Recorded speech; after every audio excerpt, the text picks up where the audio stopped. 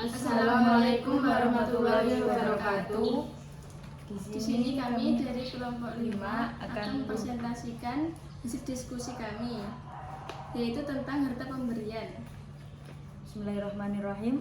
Wa ma akhadha walatul amwali wa ghairihim mimmalil muslimina bi ghairi haqqin faliwalil amrul adilu istakhrajuhu minhum kal hadayallati ya'khudunaha bisababil amali.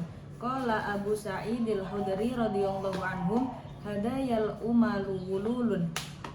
Wa rawa Ibrahimul Habari fi kitabil hadaya an Ibni Abbas radhiyallahu anhuma annan Nabiy sallallahu alaihi wasallam hadayal umara wululun,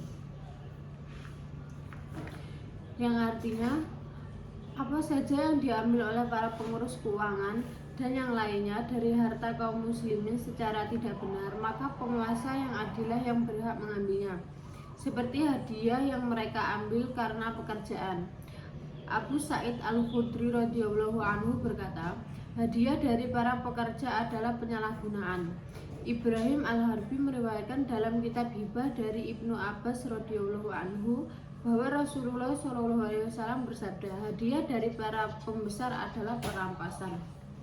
Penjelasannya yaitu pandangan tentang hadiah atau pemberian diterima oleh pengurus keuangan atau penjabat dari harta kaum muslimin atau harta umat Islam yang tidak diberikan dengan cara yang benar. Dalam konteks ini, hadiah yang diberikan oleh para pengurus keuangan atau penjabat tersebut dianggap sebagai sesuatu yang tidak sah atau tidak adil jika mereka memperolehnya karena posisi mereka atau dengan cara yang tidak benar. Pernyataan dari Abu Sa'id al-Khudri radhiyallahu anhu menyebutkan bahwa hadiah yang diterima oleh para pekerja atau penjabat itu merupakan bentuk penyalahgunaan. Artinya, hadiah tersebut diberikan karena jabatan atau tugas mereka yang tidak seharusnya menjadi alasan untuk memperoleh sesuatu dari harta umat Islam. Selain itu, Ibrahim al-Hardi mengutip riwayat dari Ibnu Abbas radhiyallahu anhu di mana Rasulullah SAW menyatakan bahwa hadiah diterima dari para pembesar atau penjabat atau orang yang memiliki kekuasaan adalah perampasan. Dalam hal ini, perampasan berarti bahwa hadiah yang diberikan tersebut merupakan sesuatu yang diambil secara tidak sah atau tidak adil yang seharusnya tidak mereka terima. Secara keseluruhan, kutipan ini menekankan bahwa hadiah yang diterima oleh para pengurus atau penjabat haruslah sah dan tidak berasal dari sumber yang tidak benar, karena jika hadiah tersebut diberikan hanya berdasarkan jabatan atau kekuasaan, maka hal tersebut bisa dianggap sebagai penyalahgunaan atau bahkan perampasan. Penguasa yang adil berhak untuk mengambil kembali harta tersebut jika terbukti diperoleh secara tidak sah.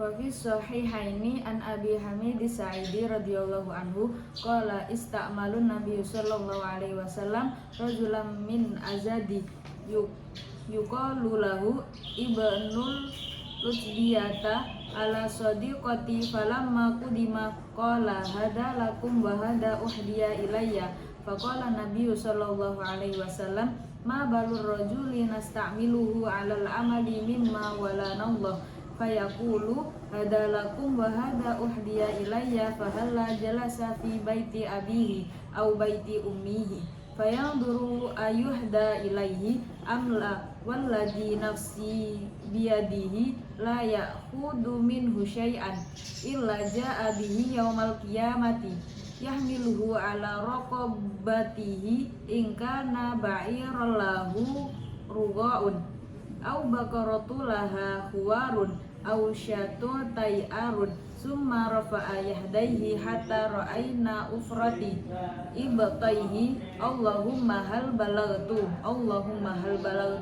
salasan, yang artinya dalam dua sahih dari Abu Hamid al-Sa'idi radhiyallahu anhu, ia berkata, Nabi SAW menugaskan seorang laki-laki dari suku As yang bernama Ibnu Al-Tibiyah untuk memungut pajak sedekah. Ketika ia datang, ia berkata, ini untukmu dan ini diberikan kepadaku sebagai hadiah. Nabi berkata, apa yang terjadi dengan seseorang yang kamu tugaskan untuk suatu pekerjaan yang telah Allah amanatkan kepada kita? Dan ia berkata, ini untukmu.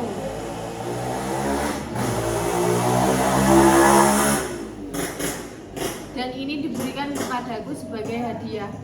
Mengapa ia tidak duduk saja di rumah ayahnya atau rumah ibunya dan melihat apakah ia akan diberi petunjuk atau tidak?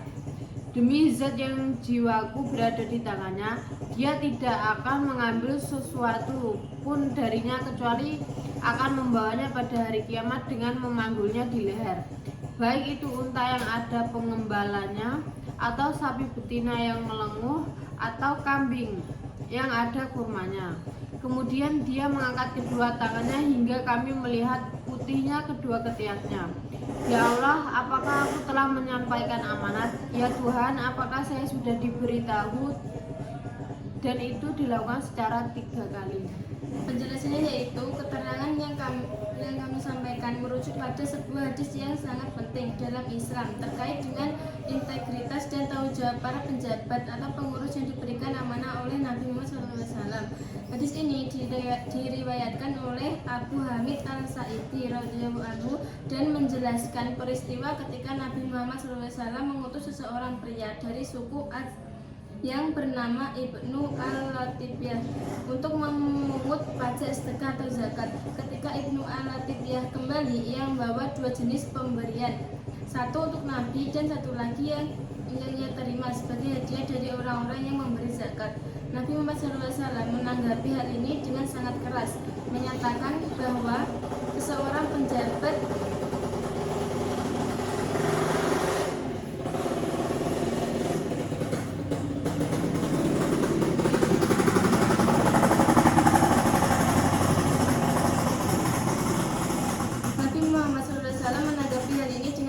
menyatakan bahwa seseorang pejabat yang diberi amanah untuk suatu tugas oleh Allah seharusnya tidak menerima hadiah atas sesuatu yang diberikan sebagai imbalan atas tugas yang dijalankannya. Nabi mengkritik tindakan Ibnu Al-Latibiyah dengan mengatakan bahwa jika ia ingin memberi hadiah, sebaiknya ia tidak memegang tugas tersebut dan tinggal saja di rumah orang tuanya untuk menunggu apakah ia akan diberikan hadiah tanpa ada tanggung jawab tugas. Nabi kemudian bersumpah dengan nama Allah bahwa siapapun yang mengambil sesuatu dari harta yang bukan haknya, seperti hadiah yang tidak sah ini, akan membawa beban yang berat pada hari kiamat.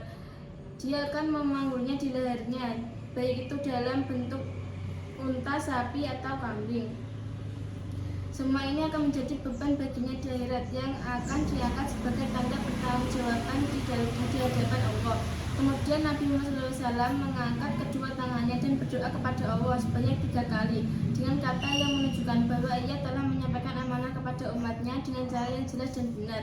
Doa ini menunjukkan betapa seriusnya Nabi dalam menegakkan keadilan dan memastikan bahwa setiap orang yang memegang amanah tidak menyalahgunakannya.